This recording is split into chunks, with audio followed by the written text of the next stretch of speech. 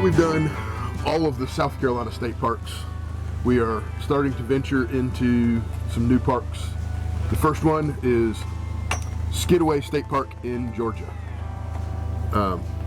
Wow, what a great park. Great park, great park. Definitely big rig friendly. Yes. Easily, the trees are really tall, the sites are really big. It's a great park. I hope you enjoy this video, and we're only here for a couple days, but we'll try and show you the best of the park.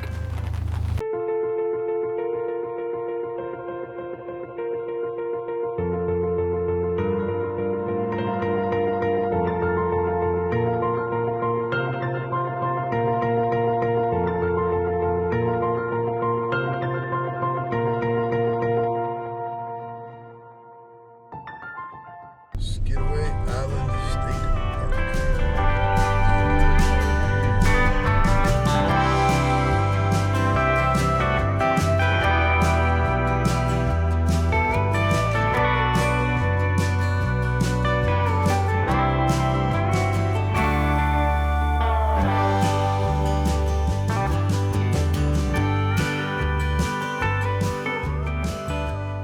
As we mentioned, now that we've done all the South Carolina state parks, we're really starting to want to explore some of the other parks outside of South Carolina.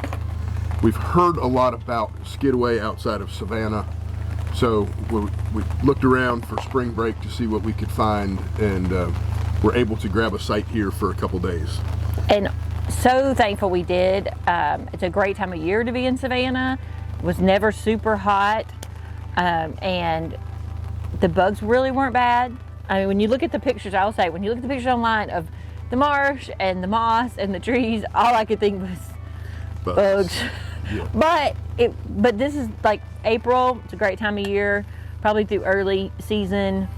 Yeah, there were some bugs. There was some little biting, no-see-ums and little biting flies, but it wasn't too bad. We bought the no gnat spray at the store upon recommendation from a family member that lives in the area, and it worked great. And it's like all natural, like it's all like lemon seed oil and rosemary, so it smelled good, and we weren't worried about putting it on the kids. Yeah, it was good. So first thing about the sites here, these sites are huge.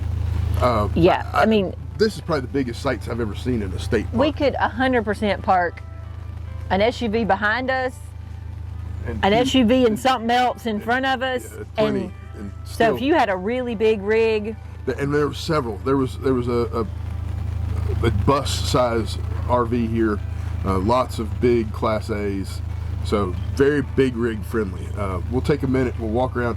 I'll show you my site that we had, or our site, and a couple other sites that were unoccupied around. And it's a big park. I don't know how many sites offhand, but there's a lot. It's a big park. All right, do a quick walk around of our site. This is site 32 at Skidaway.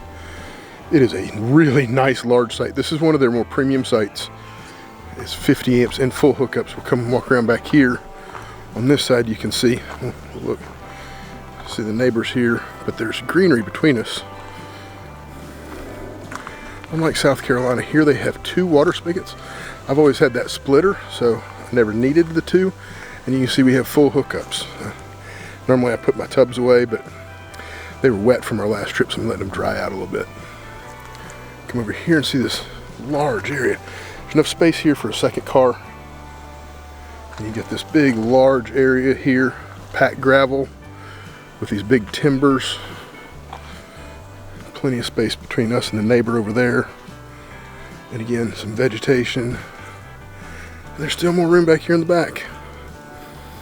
Look at how big this is. Now, one thing we haven't noticed any drawbacks yet, but there's the dump stations right near us and the trash. But these sites are huge and nice. All right, this is site 31. These folks left earlier, so kind of give you an idea of one of these pull-through sites without sewer. They have a raised concrete. Well, it's actually not concrete. There's timber. Well, I guess it is. It's a concrete loop with packed gravel inside of that. Come over here. You see the area is nice and large. This particular one does not have sewer. Some do. This one does not. See the fire pit over here. You can kind of see in relation to that other loop their proximity and to these neighbors. Then we'll come over to our site, site 32. We'll take a look. You can kind of see where we are.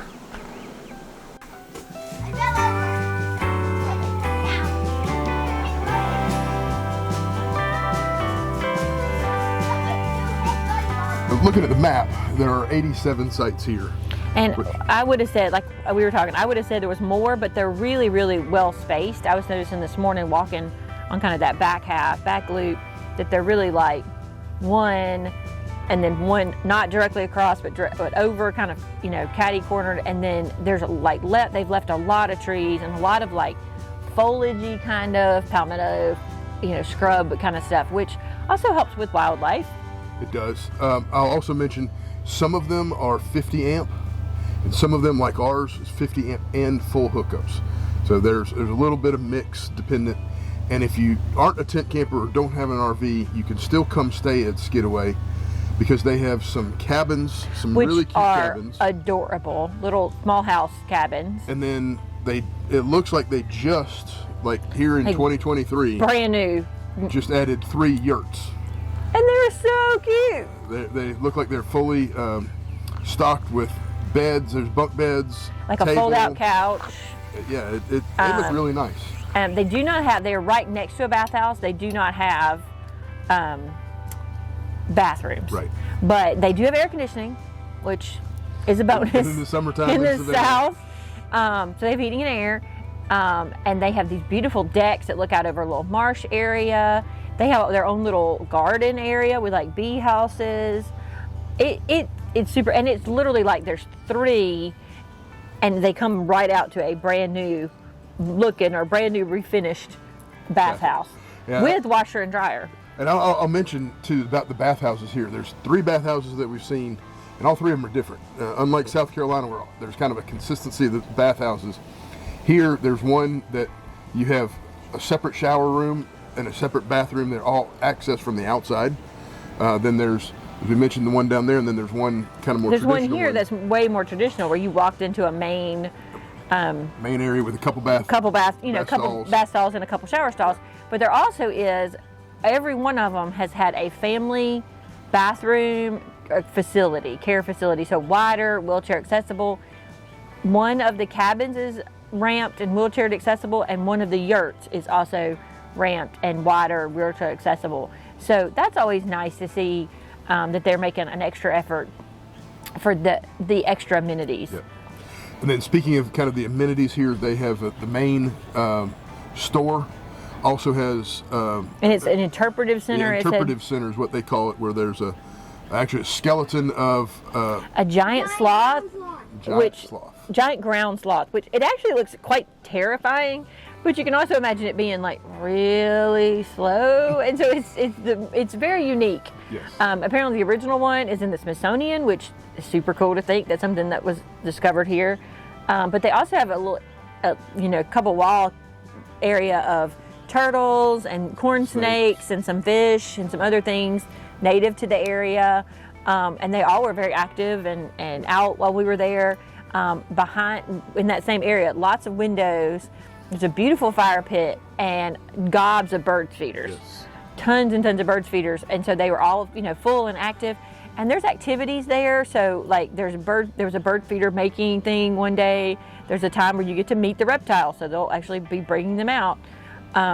There were activities where they were like gathering around the campfire, and the naturalist was talking to the people. So it's a big gas fireplace. So it, obviously they can just kind of crank it up and. It was neat. It's a really well done facility. And then there's several great trails here that lead throughout the park. You went on both of them. I did. Not really intended to, but we planned to go on the larger one to an observation tower. The big ferry loop. It says it's about 3 miles. And we walked from our campsite, just walked down and started the trailhead. And it's gorgeous. So much variety. There's shell middens, and there's a steel that they've preserved that had been, axed away by the government. There's earthen mounds from the Confederate from the Civil War. Built by slaves of the Confederate homeowners to protect Skidaway Island. End up not really being needed. They kind of abandoned it at one point. But there's earthworks, there's Indian activity. It's the observation deck is really pretty too. Yes. It's 3 stories tall, but you can only get to the second story. They've removed the staircase to the top. It's an older structure, so probably for safety, I would imagine. It's pretty high, so it's a great hike. And then the other hike, and flat, like super flat. I mean, my watch said I think I made like a 12 degree of elevation change. I think yours said like 40.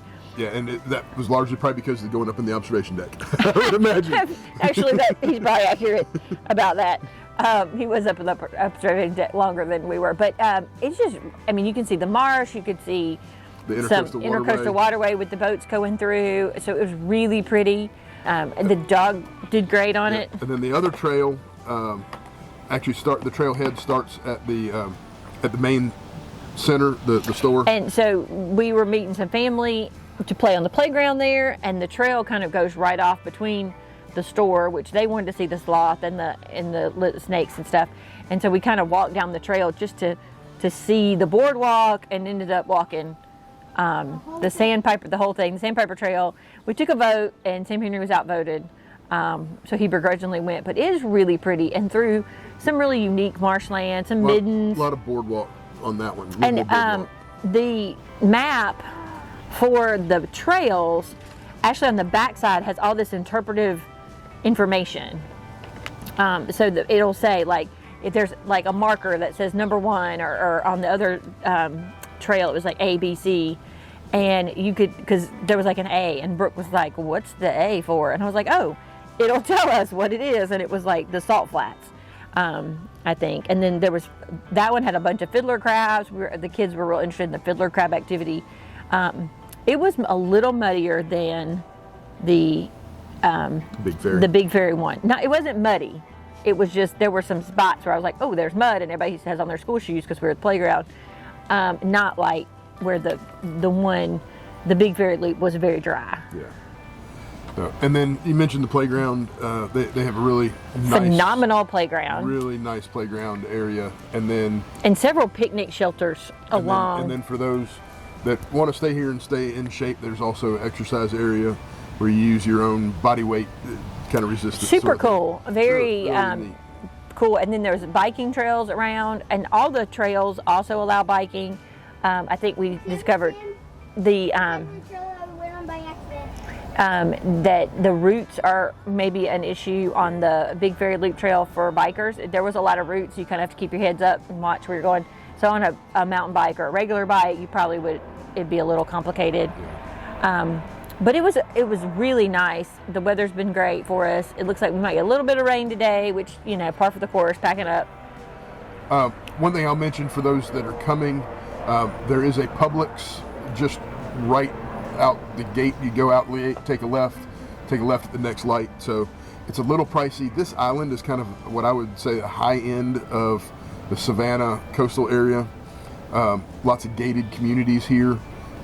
So if you didn't bring all your supplies, you have ready access to supplies. But Savannah is just right down the road. So, and this would be a great place if you wanted to. If you haven't checked out Savannah, if you hadn't been to Savannah in a while, it's not far.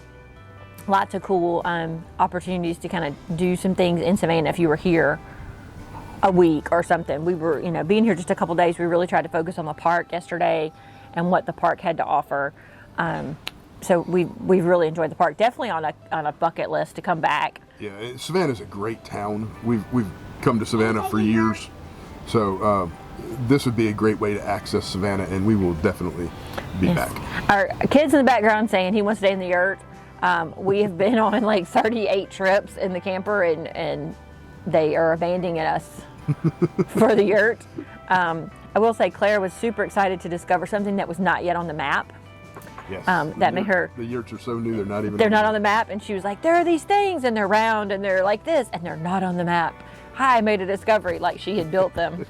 But it's a gret park. I would highly encourage, if you're South Carolina travelers, it's really not far. No. I mean, it's just a little bit further down the road from some of the other ones that we've highly recommended.